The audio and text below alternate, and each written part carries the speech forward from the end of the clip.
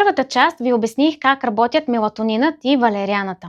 Сега ще ви кажа защо много от продуктите, които се продават без рецепта, всъщност могат да навредят повече, отколкото да помогнат.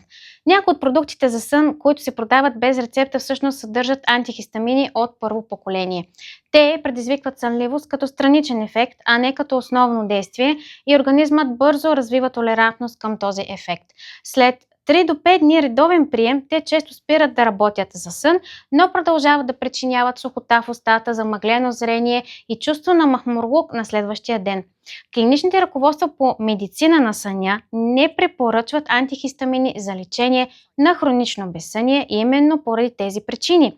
Преди да посегнете към какъвто и да е продукт от аптеката, започнете с основите на хигиената на съня. Фиксиран час за лягане и ставане, ограничаване на екраните поне час преди сън, избягване на кофеин след обяд и създаване на тъмна, хладна среда за спане. Ако тези мерки не са достатъчни, говорете с фармацевта си, коя от безрецептурните опции е най-подходяща за вашия конкретен случай. Мелатонин за объркан ритъм, валериана за постепенно подобрение и антихистамини само за краткосрочно облегчение. Вече знаете разликата. Преди всичко обаче, хигиената на съня е основата, без която никоя добавка няма да свърши работа. Аз съм фармацевт, не лекар. Информацията в това видео с образователна цел и не замества консултация с лекар.